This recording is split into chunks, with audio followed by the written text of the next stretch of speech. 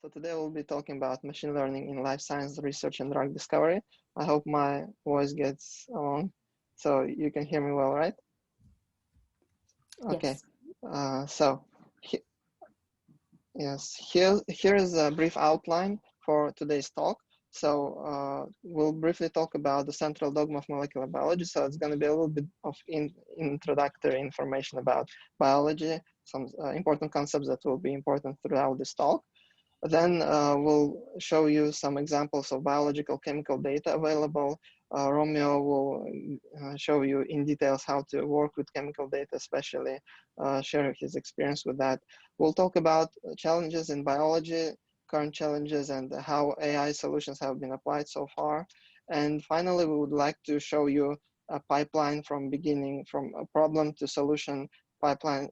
As an example, our project that we did together at Elix, so to do drug discovery against coronavirus causing COVID-19. And finally, we'll have a discussion. So let's start with some concepts in biology. So it would be important to just briefly mention some certain terms that will be important, especially we'll be hearing about proteins a bit more in this talk. So first of all, nucleotides, just know that they are building blocks of DNA and RNA. I'm sure you have seen them, those ATGCs. Just know that much would be enough. And amino acids, on the other hand, are building blocks of proteins. And what are proteins? Proteins are they are macromolecules like hemoglobin or some other proteins, insulin, you might have heard of them a lot. And they perform quite essential functions in our bodies. That's why they are very much important for our bodies, and as well, they play a lot of roles in the diseases, and they are most of the time targets for therapeutic drugs. And genes in DNA, they encode information for protein production. And very interestingly, there are totally 4 different nucleotides. We are talking about DNA here. So like I don't name them, ATGC, know that much. And finally, they can give rise to 20 different amino acids. And later on, we'll see how it happens. And this whole process from DNA, from gene to protein production is called the central dogma of molecular biology. We have gene encoding a protein and intermediate RNA. Finally, we have a protein produced. To better understand how this happens, I put slide animation here. Unfortunately, the sound of it doesn't go, so I'll try to present throughout this video. So here are genes within the DNA, and then they encode information regarding the proteins. So here we have an enzyme called Rna Polymerase. It binds to the gene. So it moves along the DNA, and then to produce messenger RNA, certain, again, nucleotides bind to it, read DNA information, and translate it to, transcribe it to RNA information. We call this transcription. And later on, this RNA moves out of nucleus, but before it needs to be cleaved to remove non-essential regions in RNA that were originally in DNA to make just enough information for protein production and nothing extra. And then we move out of nucleus into the cytoplasm. And here, this RNA is later on bound to ribosomes, the machinery inside the cell that produces the proteins. And then ribosome reads the messenger RNA to produce a chain of polypeptides of amino acids that will finally fold into protein. So here's the transfer RNA molecule. It's quite specific to the code of DNA. So each amino acid is encoded by a triplet of code. That's why the combination of those nucleotides can give rise and encode information for different amino acids, which are necessary to be recruited to form certain proteins. And of course, it depends from protein to protein. Everyone has essential their own characteristic and like a fingerprint.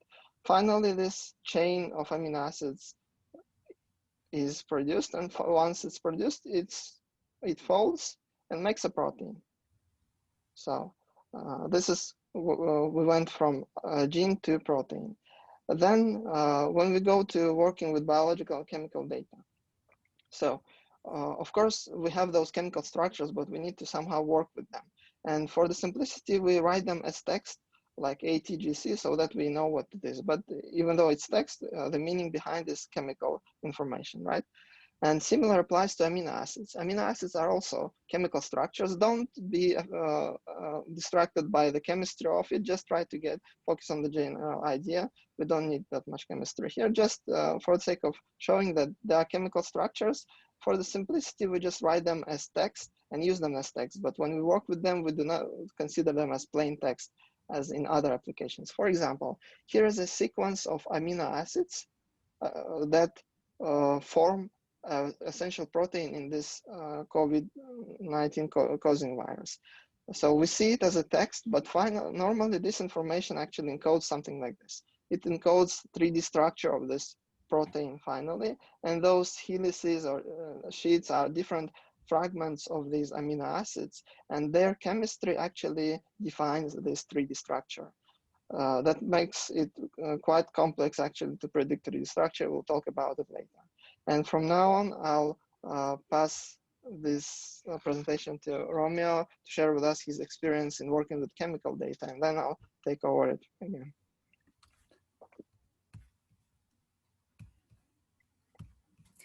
Thank you. You should be able to see my screen now, so thank you for having me here. I'll jump right into it as soon as it loads.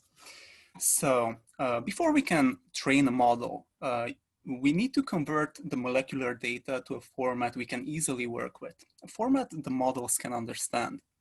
And this process is sometimes called featurization. So you might be able to encounter the term in some papers. But in general, when it comes to formats, they can generally be grouped like this. So there are discrete formats, which are text-based formats, and some examples include smiles or Inchy strings, fingerprints, and there are several types of fingerprints, and maybe bags of bonds or bags of fragments. In terms of continuous representations, we are usually talking about matrices. Well, 2D, sometimes 3D, but the representation is usually in form of a matrix. So electronic density maps, maybe column matrices are some examples. And finally, graph representations have been very popular recently, and they very often outperform classical approaches. But we will get back to this a little bit later. For now, I'd like to go into a bit more detail on some of these representations. And I'll start off with smile strings. Smiles are one of the most popular representations you will find molecules in. Of course, they have advantages and disadvantages. In terms of advantages, I like to say they are very compact data formats. It's, as you can see, it's basically just plain text, and it can be stored easily in databases or CSV files and pretty much any other format you can think of. On the other hand, small strings are not unique, and they do not contain any atom coordinates, so no 3D coordinates. As we can see in this example, which is vanillin, you can write this molecule. So looking at the first example, if we start from this atom, then we see in a parenthesis here, there's a side branch of carbon followed by a double bonded oxygen. Then we continue on the main scaffold with 2 carbon atoms. Then we have another side branch, another carbon atom, another side branch. Finally, we close a ring, which is marked by the one here. And yeah, there we go. We have Small's representation of vanillin. But of course, we started from this atom. We could have just as well started from this atom here, which you can see here. And moving on this side, so we have an oxygen, a carbon atom, and all the rest. Of course, we could just as well have started from any atom from the molecule. What I'm trying to say is small strings are not unique. And also, as I mentioned, in terms of 3D representation, although smiles can handle stereochemistry to some degree, as we can see L-alanine and D-alanine. So using this special symbol, we can sort of tell in which way this branch is pointed to, but that is the limit of SMILES when it comes to 3D representations. Now, of course, you could train a recurrent net like LSTM and try to create a generative model which predicts the next character of a SMILE string. But most of the time, you would probably just end up with an invalid entry. Not to mention, if you try to build a predictive model, SMILE strings is usually not the best way to do that. The truth is, SMILE strings are great for storage, but not so much for training machine learning models. For that, fingerprints are a better representation. There are many types of fingerprints, but the main concept is pretty much the same among all of them. So first of all, you split your compounds in subfragments. You could do this, it could be something as simple as splitting the molecule at each individual bond, then maybe after each second bond and after each third bond up to, let's say, up to a distance of 8 bonds. And you end up with a bunch of fragments. Then a hashing algorithm is applied to these fragments, and you get a unique identifier. And these identifiers are then used to build a fixed length binary representation. In the example here, which is using a circular fingerprint, a radius is used. Most commonly a radius of 2 to extract the fragments. So there are advantages again and disadvantages to this approach. So as I mentioned, the fingerprints have a fixed size, usually 2048 bits or 1024 bits, and some of these bits can collide. So we basically have the same problem that we had with SMILES, just, well, exactly the opposite problem. Instead of having one molecule with multiple representations, we can have multiple molecules with one representation. But on the other hand, this representation is very friendly in terms of building models. So this string, like each bit represents, well, either the presence or the absence of one of the subgraphs, can be fed to like a simple linear function, support vector machines, random forests, you name it. It's very easy to train a simple model with it. Moving on, let's talk a bit about how we can represent 3D information as well. Column matrices make use of nuclear charges as well as 3D coordinates of the atoms. The matrix is computed using this formula. So as you can see, off-diagonal elements make use of the distance between the pairs of atoms to compute the repulsion between them. And diagonal elements contain information about the self-energy of each atom. So can be seen, we can see from this example here. So this is a carbon atom and an oxygen atom. It's very easy to tell based on the diagonal values that these are hydrogen atoms. And of course, each value here is a mix between the individual energy values and the distances between each pair of atoms. Now, density maps. You can think of density maps as having your own atoms in a 2D or sometimes 3D space. Think of a matrix where the distance between each element is maybe 0.1 angstroms.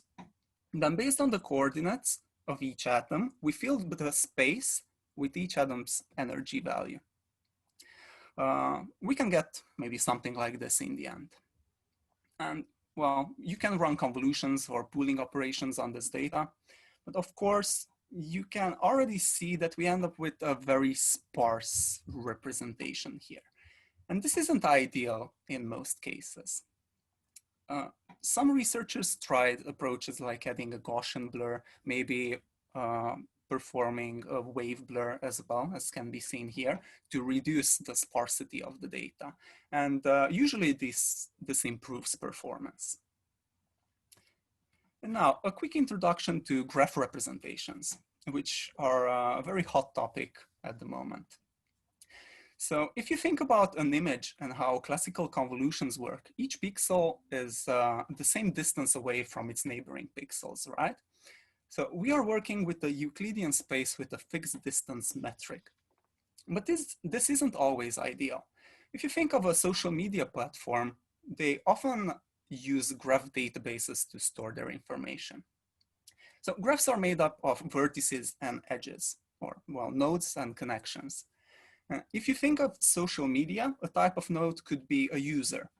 And a user can have several attributes like the username, real name, address, date of birth, and so on and so forth. The users can also have friends, which are also like other user nodes in the data set. But besides just individual nodes, their two pairs of nodes can be interconnected with edges, marking, well, that in case of a social media platform, that they are friends. But these edges as well could have additional attributes. So when the friendship was formed, maybe, or the relationship between the two users, maybe they're coworkers or college friends, who knows. When it comes to molecules, it's also very tempting to represent atoms and their features as vertices and the bonds between them as edges. So here we can see an example of the feature representation on the adjacency matrix of aspirin. For the feature vector, for the node features, so to say, so each row represents one atom and each column stands for one feature of that atom. So in the first part here, this could maybe be a one-hot encoding of the symbol. So we can see this could stand for carbon. It actually does stand for carbon. So these are oxygen atoms, and you can, basically these are handcrafted. So it can be anything from hybridization, from how many neighbors each atom has, how many hydrogen atoms it's connected to, whether if it's in a ring or not, its valence, you name it.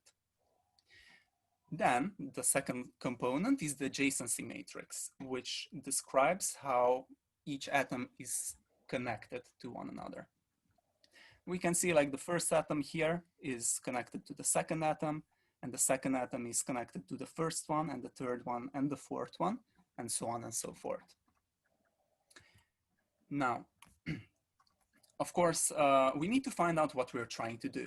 Are we trying to predict atomic properties? Maybe we're trying to predict bond properties. There's also the case of graph classification, where we might want to predict the property of the whole molecule.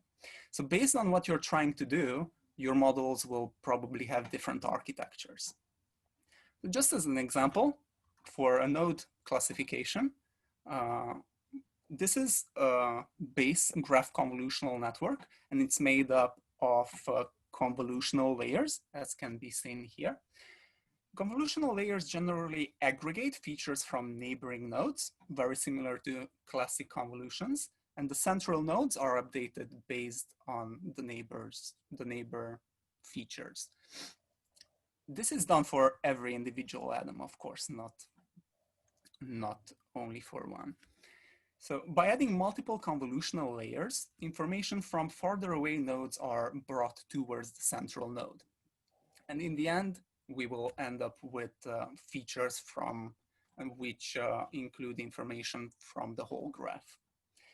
Now, if we want to do graph classification, usually we make use of graph pooling layers as well to downsize the graphs.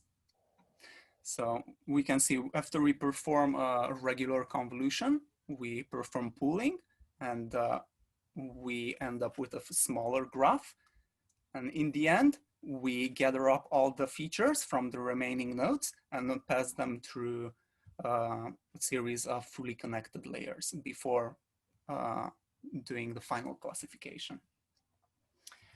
And time is a bit short, so I will skip some slides, but I just want to make a final note that base graph convolutional models are not the only options out there. So as we talked, the classic approach is to gather the features from neighboring atoms, But if we take a look at the directed acyclic graph, it also aggregates features from further away nodes before the central node is updated. In terms of the weave model, so here the atom features are basically exactly the same as the graph convolutional model, but for connectivity information, features are encoded for all pairs of atoms, not only directly bonded ones. And these bond features are also updated in addition to the node information. For the message passing network, the atomic features are usually passed through bond-dependent neural networks, and the central node is updated using these outputs. So the type of node, the type of bond is also important for these models. Finally, we have some models here that use 3D informations as well. The deep tensor neural network doesn't use bond information per se. Instead, it focuses on the distance between all pairs of atoms. And the Ni model, very similarly, it focuses on the distance between pairs of atoms, but it also includes angular information between triplets of atoms. So yeah, things can get pretty complicated depending on what you're trying to do. Finally, I'd just like to make a small note on some useful tools that you will probably be working with if you have molecular data. So usually you will be using RDKit, especially if you work in Python. It can load, well, a lot of molecular formats. You can calculate basic molecular descriptors with it, manipulate atoms, add atoms, remove bonds. So any manipulation operation based on a single molecule. You can also create fingerprints or check for similarities. You can even simulate reactions and do energy minimization. Of course, if sometimes you want to convert the format of your data, I'd really recommend OpenBabel for converting between different formats. Now, DeepCam is a very popular library, which includes model implementations, mainly in TensorFlow, including graph-based models. I'd recommend checking it out. If you prefer using PyTorch, though, there's a library called PyTorch Geometric, which includes operations on most graph-based operations. Yeah. And finally, if you're working with DNA sequences and genomic data, you probably want to check out BioPython. And with that, I'll let Nazim take over again.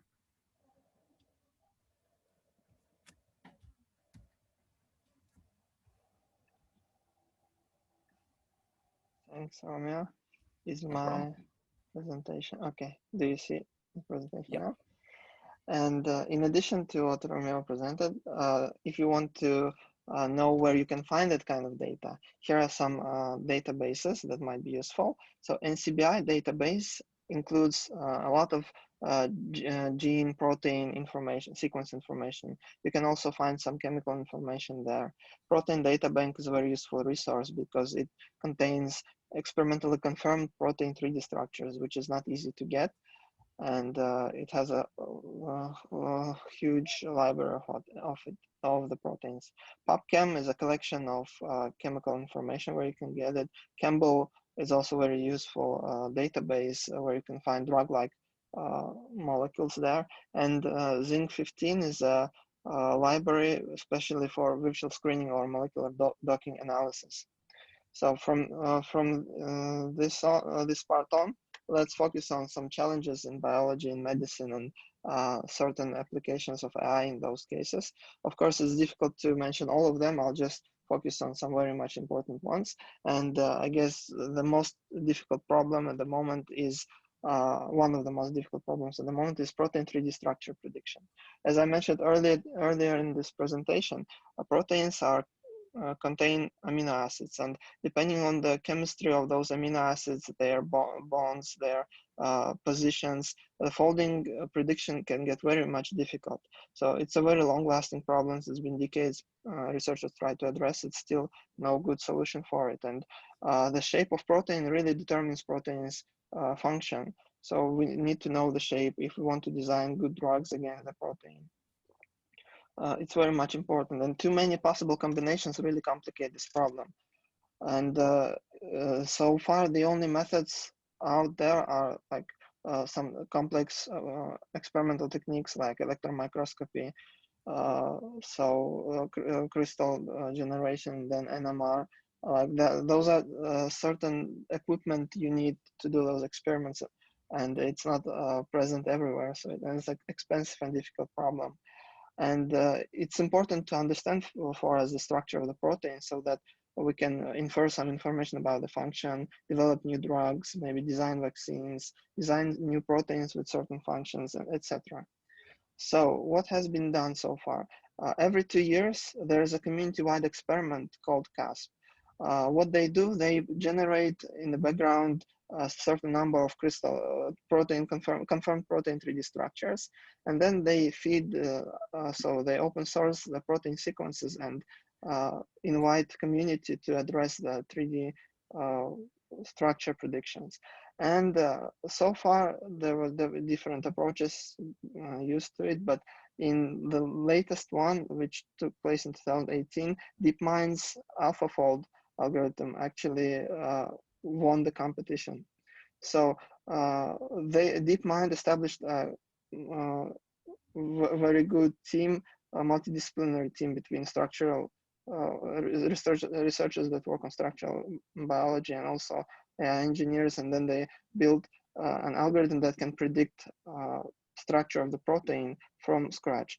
Why it is important? Because normally when you have a sequence of protein with unknown structure, you first try to find similar proteins so that you can find a template of known structure, and then based on template you try to model, because it's very difficult to do it from scratch. But they were able to do it, and the results were very much impressive. 24 out of 43 structures were scored correctly, and the runner-up only about 3, so there's huge difference as well.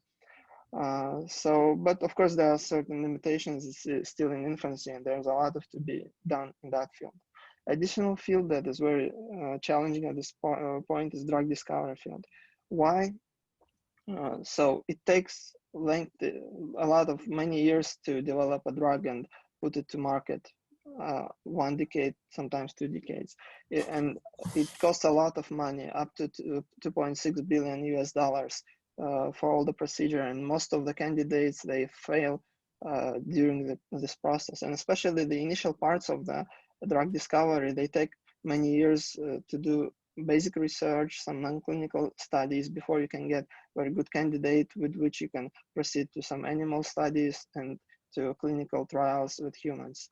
So it would be very useful if we can speed up this process or save some like resources. And recently, generative models especially were pretty much used, attempted to be used for this problem. And this is one example that I like. This is a generative model generated by one AI startup in Silicon Medicine. So the advantage of this approach was that they cut that generation of potential drug process they fit it into 21 days from the target selection till they got good hits. And then they designed, synthesized, and did initial experiments in 46 days, which is very much impressive. And if this type of contribution keeps going on and develop, so we can be able to speed up the process and maybe also contribute. But of course, it's not the total solution. There are too many things to test after you get a good hit, but it's very much impressive to cut that amount of time and being able to come up with good candidates in this short period of time. These are two very much major examples that I wanted to give. And of course, there are two main applications, and this biomedical field has been pursued very much. And we need a lot of applications in diagnosis, in vaccine design, personalized medicine. So especially for diagnosis, if you don't have right diagnosis, it's difficult to choose treatment options, and level of experience between physicians varies, and you might not have good physicians in certain parts of the world. So, and there's a lot of medical information in terms of scans, pictures, which can be used actually to train models. And indeed, several models have been trained and have good performance, but of course, it's still under development. We also have a problem where patients respond differently to the same treatment actually, and then you need to come up with a good treatment option, and which is challenging. And in this case, IBM's Watson Oncology project, they try to find out the best treatment option for the cancer patients, help out the physicians. This is also one kind of contribution to the field. And additional example is that every year we face this influenza virus issue where we don't know it, but almost 500,000 people die every year out of influenza, and it mutates rapidly. And we need to generate vaccine every year because of the mutations. But there have been efforts to predict mutations in advance to facilitate vaccine design, and that kind of there are too many things to be done. But I'd like to stop with these examples, and we can talk more. And from now on, I would like to move to a case study. So here with Romeo together, we want to show like from the beginning to end how to do a study, because it has a lot of steps, and this will be the flow for it. So we'll talk about selecting a target for drug discovery project, especially collecting data, training, validating, and getting the results and evaluating the results. So let's start with the target selection. So some brief information about SARS-CoV-2. You all heard of it. Just I want to let you know that it is quite big for viruses. It has a very big genome, about 29 kilobases. So, and this SARS protein virus contains of about 26, 29 protein parts. And each one of them can be considered as a candidate for therapy, but of course, certain proteins, they have more essential functions for a virus. So virus actually binds to our cells of our host, in this case us. It goes inside, and once it's inside, a virus uses our cells as a factory to reproduce itself, because it has RNA, this coronavirus, and all the information is stored in RNA. And we need to really find out the best way to block the virus. So several groups try to target several parts of the virus, and a lot of efforts going on. But in this case, particularly, we focused our attention on this particular protein, namely Rna-Dependent Rna Polymerase. What it means, this enzyme can read DNA, can read RNA and produce RNA. So that's the function of it. The reason we chose it was that there are several reasons to that. Basically, all RNA viruses, almost all RNA viruses, they have it. Otherwise, they cannot reproduce themselves. And so when I say RNA viruses, influenza virus, Ebola virus, SARS virus, there are many viruses, dengue virus that we face. Recent outbreaks have been from RNA viruses mainly. And this protein itself, it has certain structure, which is very much important, because different proteins, they have different structures, but this particular protein has more or less conserved structure between different viruses, which keeps it similar and maybe possible to be attacked not only in one type of virus, but in several viruses. And especially there are certain regions on the proteins which actually do the job. And in this case, those regions have known to be more or less preserved even between several virus families. So that was the reason for us choosing this particular target. And we came up with questions.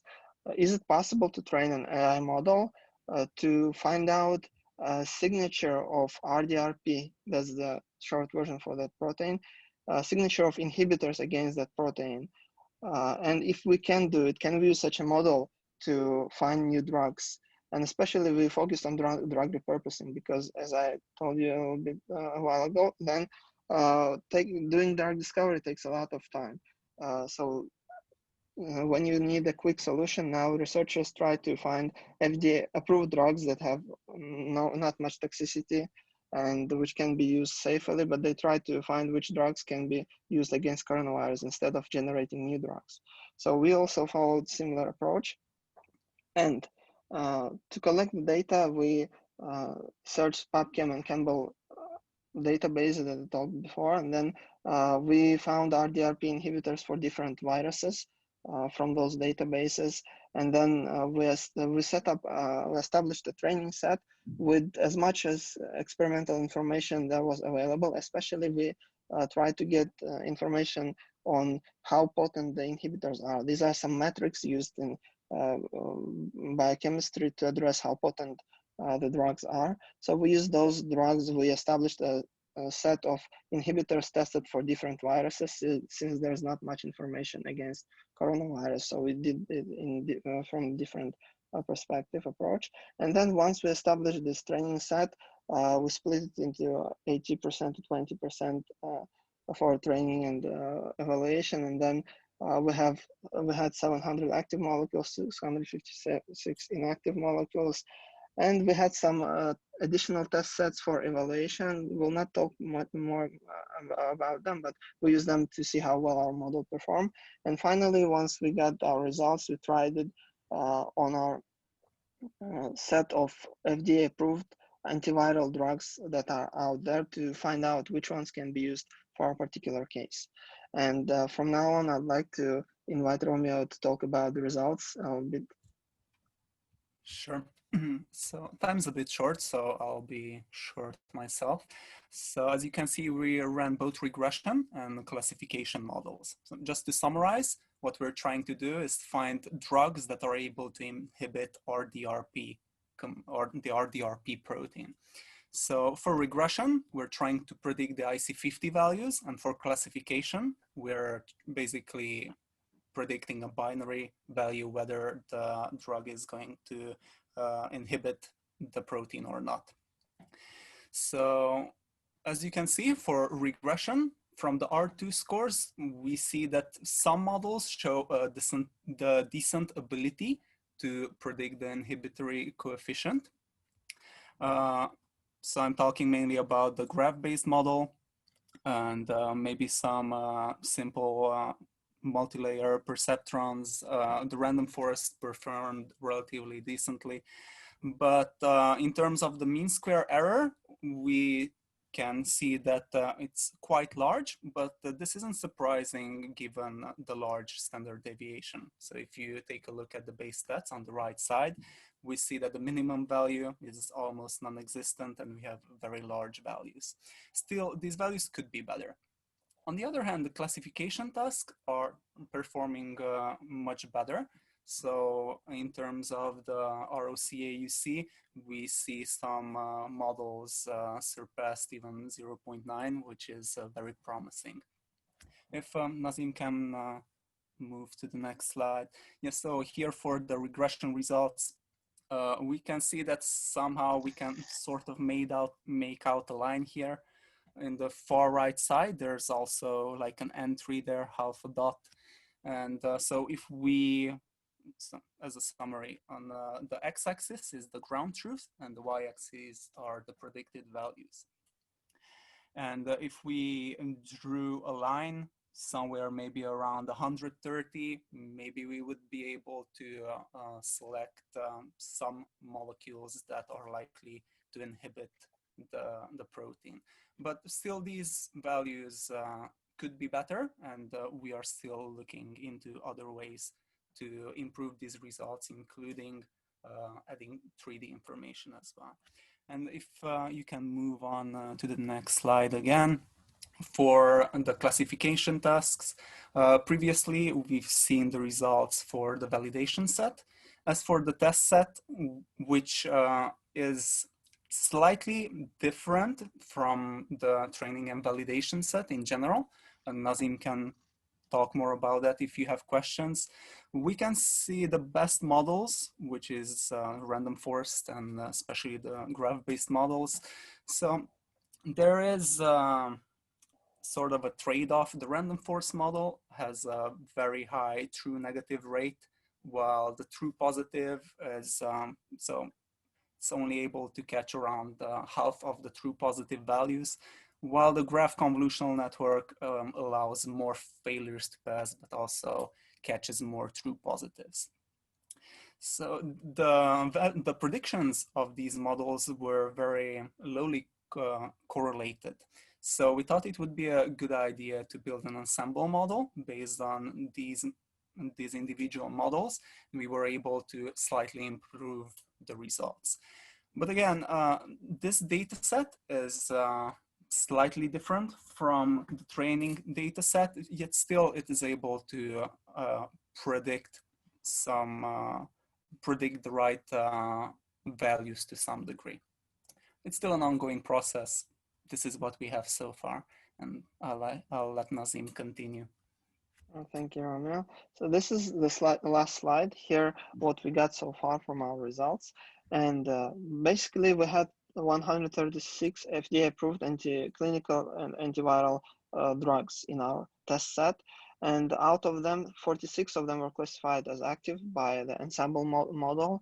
And it was interesting for us to see that out of those 46 classified, so they fell into different categories. And here about 26 drugs, they target either RNA generating enzyme or DNA generating enzyme, because certain functions are still similar between those. And it was, so the model was able to identify the drugs that target those kind of proteins. And in this test set, we had some known RDRP inhibitors for different viruses, and our model, even though it was trained on RDRPs for various viruses, was able to spot 11 out of 15 RDRP inhibitors, which shows that it was able to learn the signature that is needed to inhibit RDRPs. And interestingly, I just want to show you certain candidates that were picked up by our model. Remdesivir recently, it was urgently approved by FDA to be used against COVID, because it's one of the most promising drugs. And interestingly, our model was able to spot that as well. And the baloxavir marboxil is also RDRP inhibitor, which is in clinical trials against COVID-19 now. So those two are directly acting on RDRP COVID-19. And here we have another drug which is known more to block viral entry, but still our model spotted that maybe it has that similar signature, and it's also in clinical trials against COVID-19. And we have a cluster of protease inhibitors, and maybe they also might have a shared function with that. So this is the result of our study so far. We are still working, trying on different sets as well. But so far we got this result, and so we tried to show you why we chose certain target, what kind of data we collected, where we collected, how we implemented it, and how we analyzed the results. So you can reach out to us here on LinkedIn. So if there's if you have any other questions, feel free to reach out to us.